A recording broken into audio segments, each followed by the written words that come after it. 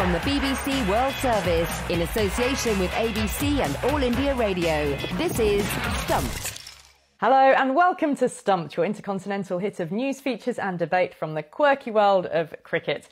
I'm Alison Mitchell in the Grampians. You weren't expecting that, were you? A mountainous region to the west of Melbourne. I've come here for a bit of hiking this weekend, and what you can't see is the view that I've got straight out of my window in front of me, which is some flats land being grazed by kangaroos. They're just coming hopping around. It's the perfect time of evening for them. I will take a photograph and post it on social media later. Hello, it's Jim Maxwell here in Sydney, and we're having a bit of fun with the cricket season continuing everywhere around the world, and we can listen and watch and follow the action. But as we'll find out later in the program, perhaps one of the more entertaining aspects of the game has been cricket the musical. I'll just leave you with that thought. Well, what have we not featured on Stumped all these years? Hello, this is Charu Sharma for All India Radio. Alison, a bit like you, I too am in a hilly region in Ajmer, right in the heart of Rajasthan. And I'm sitting in this cavernous room in the main building, which is a majestic marble masterpiece of India's finest boarding school called the Mayo College, Ajmer. I was here for an HR conference for a little bit of course correction. Glad to be here always. By the way, the school, of course, has produced many illustrious alumni, some cricketers too. Arun Lal, my good friend who went on to play for India. Before we get stuck into the programme, some congratulations are in order for our very own Jim Maxwell. Jim, a Lifetime Achievement Award handed to you by Sports Australia Media Awards. Congratulations, this is incredible. Very so proud of you. Thank you very much. It's very gratifying to have such recognition from all my colleagues for what has been an extraordinary life of sending messages and the rest of it to various people, and hopefully keeping them entertained, as we do on this show, Ali. Well, we're going to get cracking on the show with the cricket then, and of course start with what was a very busy opening day of the third men's test between India and England. It's the day-nighter being played at the newly refurbished Motera Stadium, now the world's largest cricket stadium, as featured here on Stumped a few weeks ago.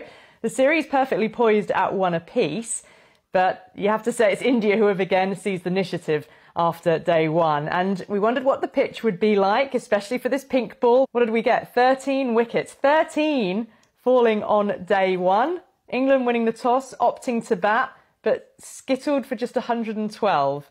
And in reply, India closed out that opening day on 99 for 3. So just 13 runs behind. Fast moving. Charu, what of the pitch? What of the ball? Did India just apply themselves better than England once again? Well, that would be a pretty fair comment to make, because when England decided to bat first, I think that was advantage England to begin with. And I'm not suggesting that they have much more pink ball experience than India. You know, who knew what was in store at 70 for 2? We thought England would go on for their usual decent score, batting first. Nothing much in the pitch. So we'll have to say there was entirely a decent Indian bowling effort, because I don't think they did anything very special. Well, the pitch was a strange one, wasn't it? Because, Jim, you and I have probably watched more pink ball matches than most because of the number that are staged in Australia. And there's always a bit of extra grass left on the pitch. The outfielders needed to be kept a bit lusher to preserve the ball. And yet this was quite a brown, dry Indian pitch still. And then you've got England picking 3 seamers and 1 spinner, and India picking the 3 spinners and 1 seamer.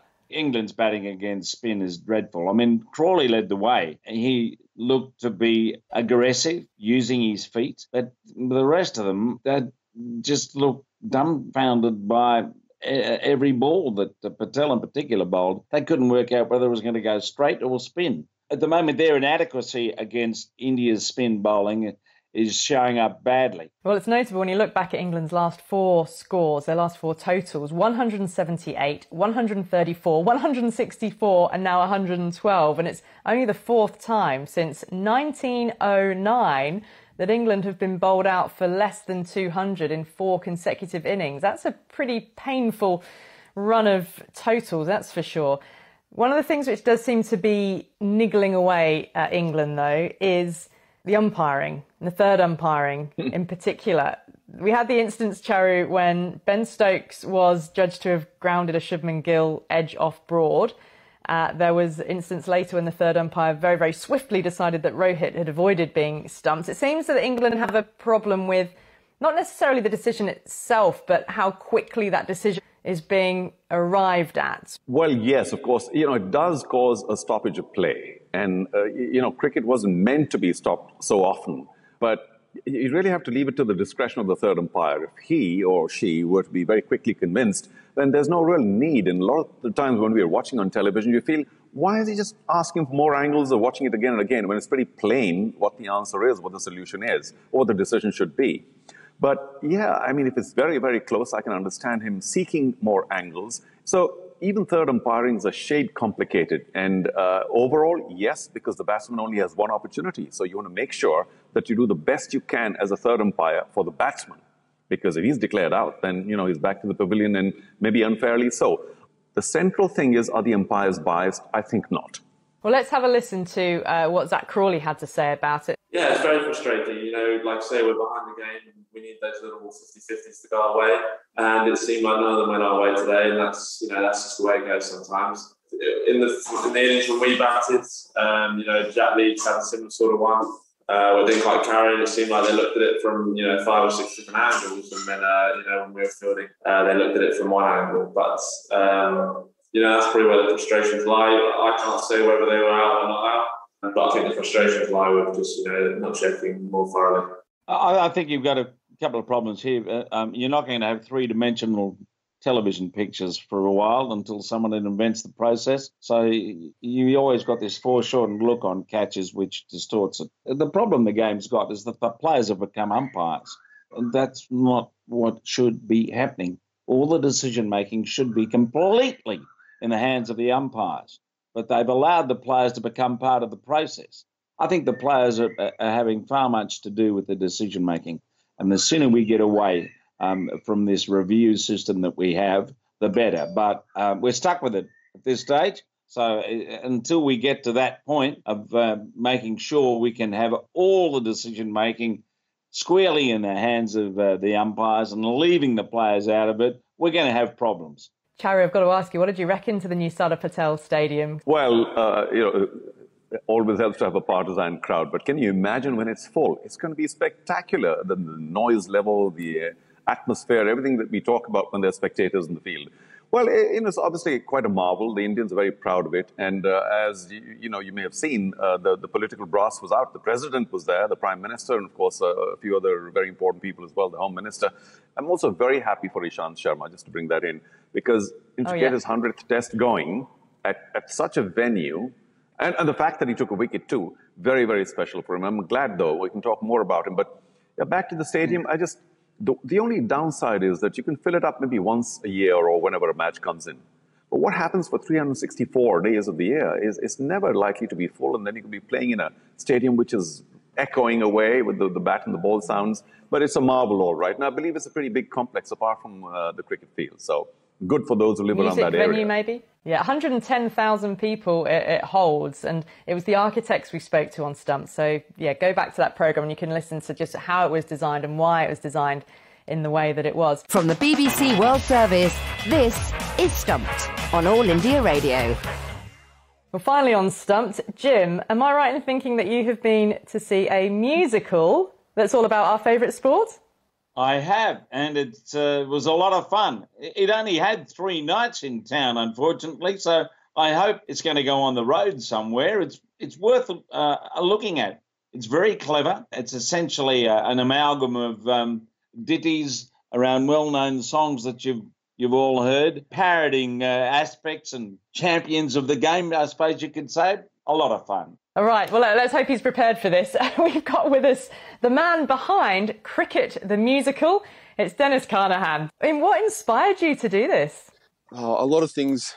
Mainly, I don't know if you know, just listening to the accents, I'm not hearing a lot of North, but there's a game they play in the north of England called Rugby League, and I follow Rugby League as well as cricket. And my team has a lot of Northern English players in it, but they lose a lot. And my cricket team, over the time I've been following it, lose a lot. And so my catharsis, my way of dealing with it, is singing songs to mock the teams that are beating my team. and that's how I deal. And so when a sport becomes public, when a sport is it's on television, everyone's talking about it, it does become pantomime. It does become theatre. When it's a live entertainment, it becomes theatre. And there are plenty of pantomime villains in cricket. And one of the biggest songs I've done which was on YouTube, there was a cricket game at Trent Bridge 9 years ago where a certain English bowler was clearly out. Is he tall? Is he blonde-haired? Has he got a name? Tall and blonde-haired. It's possible his dad played as well. And it's getting a lot of hits. The comments on YouTube on that, there's millions of hits. And a lot of people in India will go on, why didn't Broad walk? Because they saw who he was playing against. There's a lot of arguments of people saying walking is just as disrespectful to the umpire as arguing and saying I wasn't out. That the umpire is the arbiter. You know, it is meant to be taken lighthearted. I was upset that he didn't walk. Of course he's not going to walk. If he was Australian and he walked and we lost the Ashes, I would have been filthy.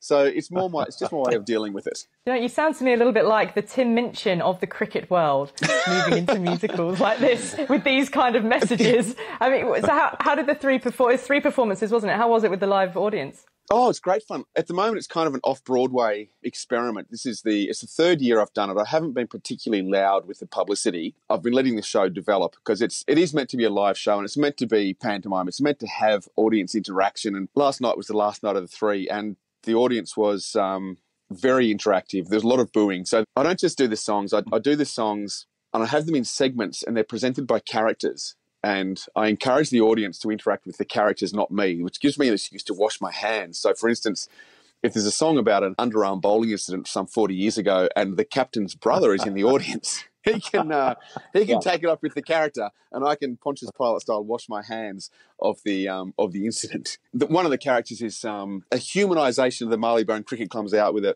lovely striped jacket and a boater, and he's rather pompous and dismissive of Australian cricket. Then also Channel 9, the human embodiment of Channel 9 comes out and discusses the current broadcasting. And then 1982 comes out and says how much better cricket was in his era. It's a lot of excuse to be playful and a lot of people excuse to boo and cheer appropriately. G'day, Dennis. So, but why is it that you think cricket lends itself so well to satire and comedy? I think it's about the passions. It's like when England tours Australia, it's all over the nation. Everyone talks about it. When India beat Australia just a few weeks ago, there was a strange thing that went through the population that, you know what, they didn't cheat. It was kind of like they're beaten. You know, Virat Kohli had gone home and all these players are injured and they're living in hotels and they're under these strict quarantines and they're away from home, and there were personal tragedies that happened to the players and they just straight up won. They were just too good. We had nothing to complain about. We had nothing to hold on to, nothing. Oh, yeah, but there was nothing there. So I'm at a loss to write songs about that one. Denis, you're obviously fabulously talented, and I'm so, sorry that I haven't caught the shows yet, but I will as soon as possible. Did you mention in the song about Broad being hit for 6 sixes by Yuvraj? I wonder, you might want to add that somewhere if you can find a song to it. But you did mention that it's excellent theatre, Denis. The whole cricket feel and the characters and everything else. And would you go on perhaps to try and get a show going on the Indian cricketers largely, because they do have a wide kind of audience around the world, and maybe there's a lot of material in there for you. There is a great deal of material in there. And I don't know if you know, but there's like 1.3 billion people or something. And in Australia, our modest 25 million, the coverage of cricket amongst the 25 million, I don't know how many people, a few thousand people play, whereas it seems like in India, all 1.3 or 1.4 billion actually play. It's the highest of all the hierarchies. Tragically, I'm an artiste more than a businessman. And so to me, I do it for fun. And if I can find that I can do it, for fun in India, fantastic. But I'm not quite cynical enough to tailor my art to a particular audience. I just do it for fun. I did a worship song for Mitchell Johnson in 2015 when he single-handedly won the Ashes. And the whole secret was he went and saw Dennis Lillee. And Dennis Lillee coached him and said, your problem, Mitchell, is that you're bald under your nose and you need to grow a big droopy moustache. And Mitchell grew that moustache, and there's a whole song, a worship song about that. It also points out in the history, the first Australian captain to win a test match in England was who, Jim? Yeah. In the old days. Yeah. Well, in 1882, we're going back to that's the one. That's the one. Now. That's the one. It was Bill Billy Murdoch. Murdoch played for both countries, yeah. The first Ashes test was won mainly by the Demon Spofford. Now, the two things they had in common were great big moustaches. And so this is the secret for Australia. Catches win matches, but tashes win ashes. And what do you know? I like it. I like it. I like it a lot. And you look, when England was a powerhouse in the 80s, you could Botham, Hemmings had a big bushy ginger beard. Gooch, Tavares, they all had moustachios. Can you give us a song? That would be a great way to round off the show. I don't know. This is going to be a technical challenge.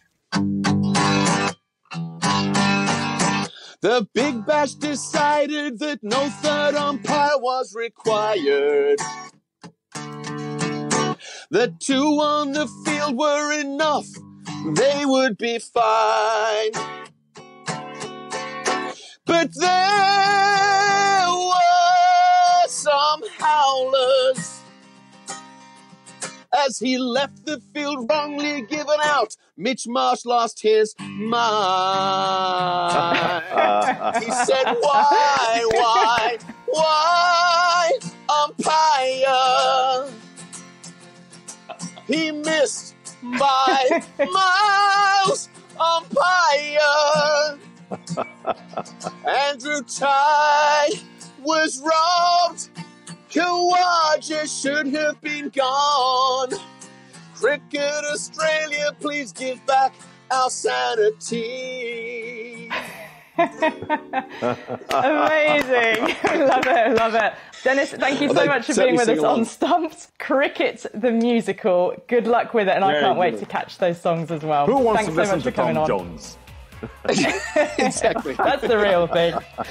Well, that is all we've got time for on this week's Stumped. So thanks to my co-hosts Jim Maxwell and Charu Sharma, to our special guest Denis Carnahan, and to all of you for listening. Until next time, bye-bye. Stumped is a BBC sport production for the BBC World Service in association with the Australian Broadcasting Corporation and All India Radio.